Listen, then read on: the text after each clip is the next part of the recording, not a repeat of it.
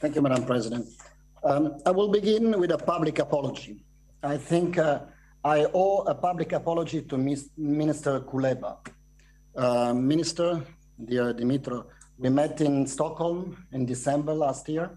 And in our exchange, you concluded our meeting saying, well, are you aware that war is coming to Ukraine? And I must be honest with you, that evening, the evening before that meeting, I had a brief exchange with Sergei Lavrov, and we were trying to understand in our informal dinner whether this is something that was really going to happen, or it was, as I was told, no, this is just an hysteria that you and your friends in the West have.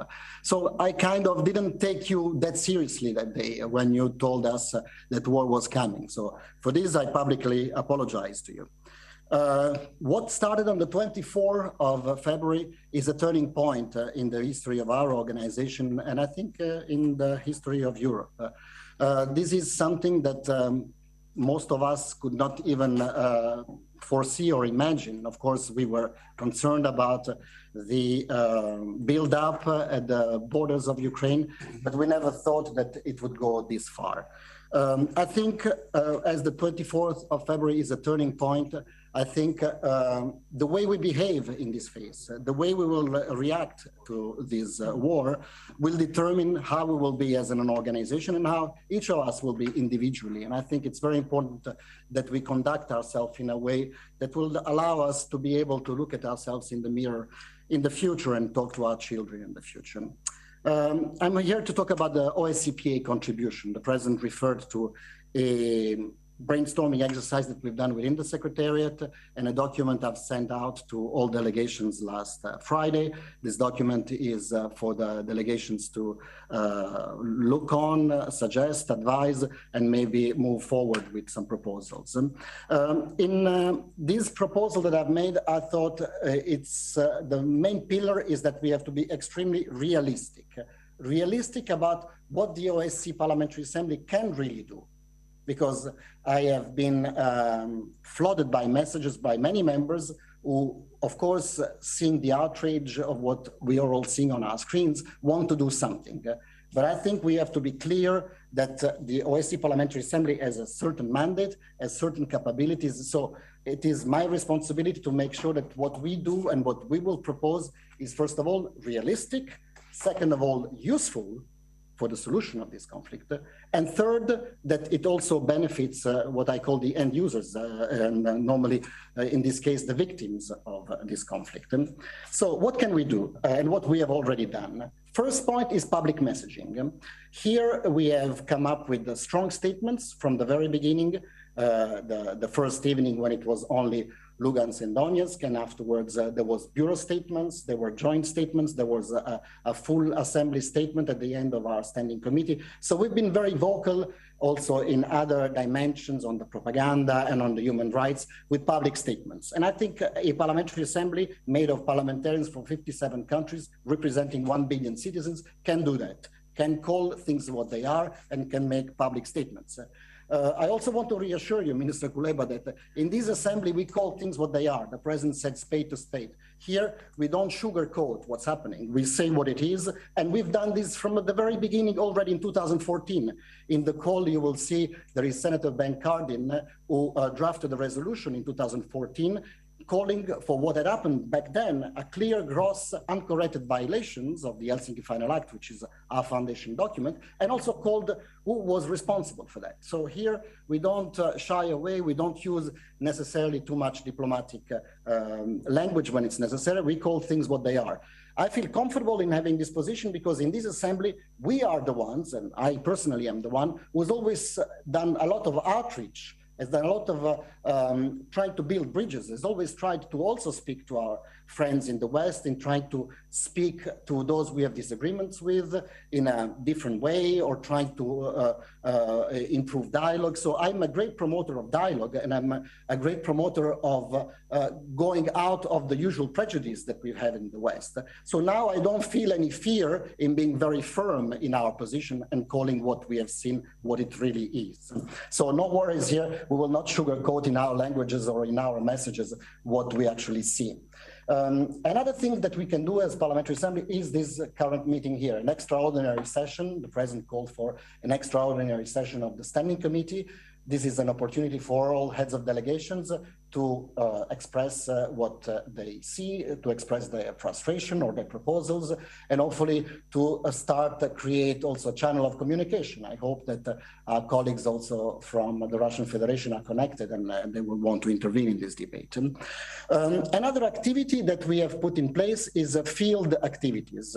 There is a proposal from the Polish delegation, whom I thank publicly here, by Roberto, the head of delegation, to invite a delegation of senior members of this assembly to go to Poland to see how the Polish government and authorities are reacting to the refugee flow, and also to show us some facilities at the border. For this, I thank Poland. I had some reservation on this visit because I want to make sure that what we do doesn't hinder the human rights efforts that are done on the border. And, you know, like, of course, there is a lot of people now going to the border also to show presence, to call international attention. I don't think there is lack of international attention on what is happening. But of course, if we are invited by the Polish authorities, we will be gladly accepting this invitation, visiting the border this Sunday and Monday. And we'll report back, of course, to the Standing Committee on the findings that we observe.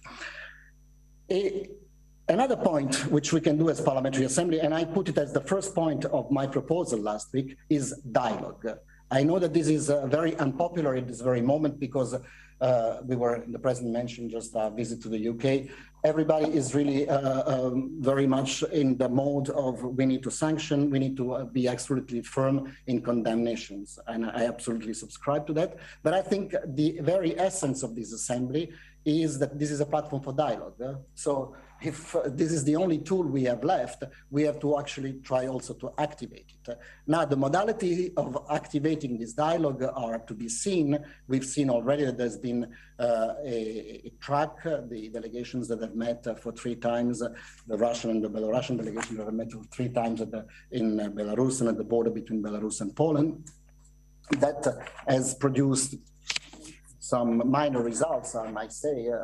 The failure or not ensuring humanitarian corridor was very regrettable. So as Parliamentary Assembly, we will offer this platform for dialogue. There are undergoing some discussions. Our Vice President, Zaiguliev, is currently at the Antalya Forum. I will join him later.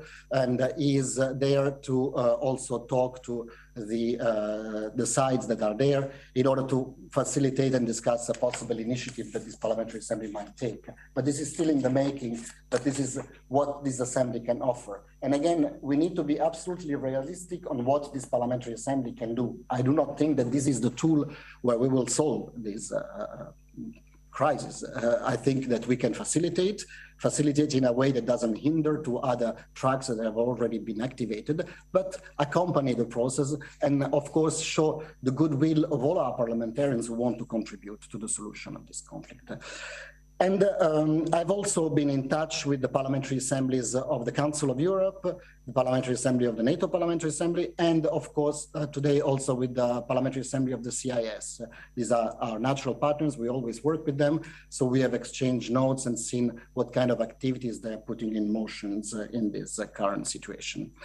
Of course, you as parliamentarians can work in your respective parliaments, and I'm sure already I've seen already some letters being sent. Some parliaments have already drafted resolutions. Some have made initiatives. So we welcome anything that you can do, of course, on the national front and domestic front in your respective parliament. And I will conclude, Madam President, with one last comment, and I would like to, because there's been a lot of talk whether there is images of propaganda that we see or whether these are made up figures. I mean, we are in the 2022. I mean, we know what is reported by a simple mobile phone is actually true. So we are all touched by what we are seeing on these videos and what we are seeing on our screens. And I think if we really want to find a solution to this terrible tragedy, I think if we always put at the center, who is it that we do this for? The citizens, the victims, the poor woman who is coming out of a hospital, or the kid that is dead in a street while trying to go for a safe passage and a humanitarian convoy. If we have that in mind, I think those images will talk, of course, to us who deal with this business, activists, be it in Lisbon, in Paris, in London. But I'm sure those images must talk also to the souls, to the minds, also of Siloviki or high generals or people who are, it's impossible that they don't touch the minds and the souls of people who are also in the higher ranks of the military and the intelligence. So I really appeal to all of us to really try to make an effort of dignity and try to keep in mind that all of this, all we are doing it for is to save lives, to save people, and let's make sure that you, who are the representatives of 1 billion citizens, do exactly that. Focus on trying to save as many lives as possible and put an end to this drama. Thank you very much, Madam President.